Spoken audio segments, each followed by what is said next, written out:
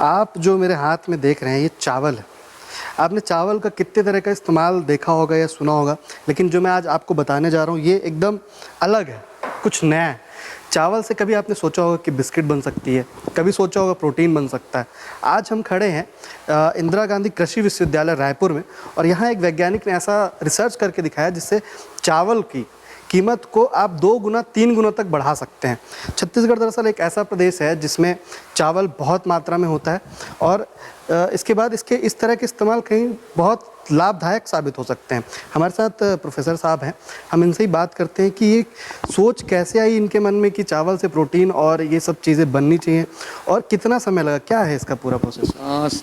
छत्तीसगढ़ में बहुत ज़्यादा आजकल धान होता है। धान की उपज गवर्नमेंट की पॉलिसीज़ की वजह से और जो प्रोडक्टिविटी बढ़ी है, तो बहुत ज़्यादा धान यहाँ पे लगभग हो रहा है। करीब करीब आप ये मान के चलें कि 20 लाख टन के आसपास धान जो है वो एक्सेस में है अब, सब फूड रिक्वायरमेंट और बाकी लोगों को देने के बाद भी, जो कि बहुत बड़ा धान है, वो है, रकबा है और काफ़ी प्रोडक्शन है उसका।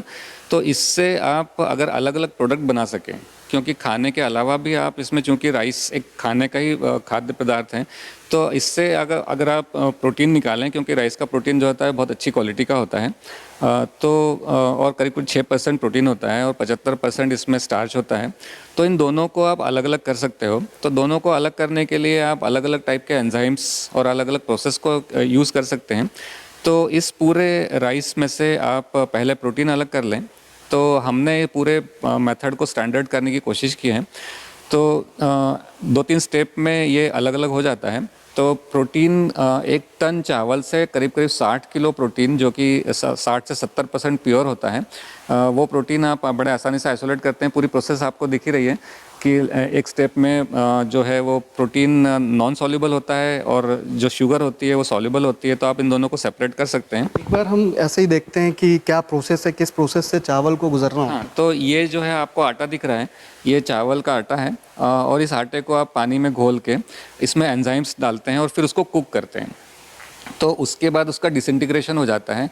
उसके बाद एक स्टेप आती है लिक्विफिकेशन की। तो एक अलग एंजाइम का सेट है और अलग अलग कंडीशंस हैं, अलग टेम्परेचर के ऊपर और पीएच के ऊपर उसको अगर रखते हैं, तो जितना भी शुगर जो स्टार्च है वो उसका कन्वर्शन हो जाता है शुगर में। तो बचा वाला पार्ट फिर आप बड़े आसानी से प्रोटीन को अलग कर सकते हैं और शुगर को अलग कर सकते हैं। तो ये पहले कुक करने और उसको लिक्विफिकेशन के स्टेप में अलग अलग एंजाइम्स, कंडीशंस और पीएच की ज़रूरत पड़ती है। तो वो पूरा स्टैंडर्ड किया हुआ है। तो ये आपको इस तरह से मिल जाता है। निकालने के बाद शुगर बन गई। तो ये शुगर आपको अलग अलग टाइप की शुगर मिल रही है यहाँ पे। तो कुछ शुगर जो होती है वो डेक्सट्रोज होती है, कुछ आप इसको अलग अलग एंजाइम अगर आप यूज़ करें तो आप इसमें से फ्रुक्टोज बना सकते हैं, ग्लूकोज बना सकते हैं, और डेक्सट्रोज बना सकते हैं। तो अलग अलग, इवन माल्टोज बना सकते हो। जैसे वो कैंडी बनानी अगर होती है तो उसके लिए माल्टोज की ज़रूरत पड़ती है। तो आप इसमें से अलग अलग टाइप के शुगर्स इसमें से बन सकते हैं। और एक बार जब ये बन जाता है, प्रोटीन और शुगर जब आपके पास आ गया, तो आप प्रोटीन को फिर दूसरे प्रोडक्ट में यूज़ कर सकते हैं, बिस्किट बनाने में यूज़ कर सकते हैं, या फिर कुकीज़ बनाने में, या प्रोटीन आइसोलेट के तौर पे यूज़ कर सकते हैं, या आपको इसी प्रोटीन से दूसरे प्रोडक्ट बना के जो प्रोटीन माल न्यूट्रिशन है उसको में अगर उसको गवर्नमेंट एजेंसी उसमें डाल लें, तो ये कुछ हद तक अपने यहाँ के एक सोशल प्रॉब्लम को भी सॉल्व करने की ताकत रखता है।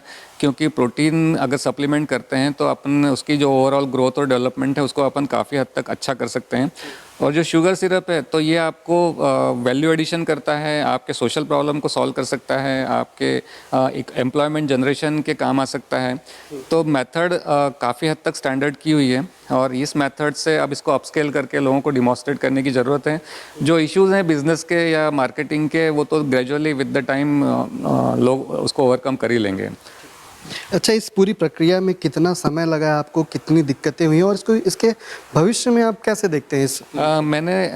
जब से हम लोग करीब करीब 2-2.5 साल से इसके ऊपर काम कर रहे हैं, तो अलग अलग एंजाइम्स के एक्चुअली बहुत कॉम्बिनेशंस होते हैं, बहुत सारी कंडीशंस होती हैं। तो हम लोगों ने सब बहुत सारी एंजाइम्स ट्राई किए, बहुत सारे कंडीशंस ट्राई किए। और अभी तक जो मुझे ओरिजिनली लगा था वो ये था कि प्रोटीन आइसोलेट करने के लिए एंजाइम्स तो हैं, लोग कर रहे हैं, परंतु जो प्रोटीन आइसोलेट हो रहा था उसकी डाइजेस्टिबिलिटी बहुत कम थी। क्योंकि हमारे अपने ही प्रोडक्ट में हमने देखा था कि वो पेप्सिन एक एंजाइम होता है जिससे कि डाइजेस्ट नहीं होता, जो कि अपने ह्यूमन इंटेस्टाइन में भी होता है।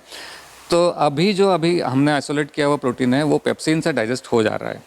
तो वो भी एक अपने आप में एक ब्रेक थ्रू तरीका ही है क्योंकि अगर वो पेप्सिन से डाइजेस्ट हो जाता है तो फिर उसको अपन बड़े आसानी से ह्यूमन ट्रायल के तो या ह्यूमन के फीडिंग पे ले जा सकते हैं। जैसे ये बिस्किट बना हुआ है, तो ये बिस्किट भी राइस का प्रोटीन का ही बना पड़ा है। और इसका मतलब हमारा जो आइडिया है वो ये कि जो मार्केट में थ्रेप्टीन टाइप के जो बिस्किट आते हैं, जो कि अलग अलग प्रोटीन बिस्किट के नाम से ही बिकते हैं, तो वैसे टाइप के प्रोडक्ट इसमें से बन सकते हैं। और ये जो शुगर है वो आपका वैल्यू ऐड करेगा। तो ये थे वेरुलकर जी, थे प्रोफेसर हैं इन्होंने और इनके साथियों ने इस पूरी रिसर्च को अंजाम दिया है। और ये कहीं ना कहीं बहुत बढ़िया चीज़ हो रही है और आने वाले समय में इसका और भी ज़्यादा वृहद रूप देख सकते हैं आप। रायपुर से पंजाब केसरी के लिए शिवम दुबे।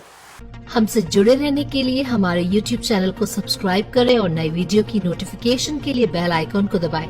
अगर आप ये वीडियो Facebook पर देख रहे हैं तो लाइक जरूर करें और ज्यादा से ज्यादा शेयर करें। धन्यवाद।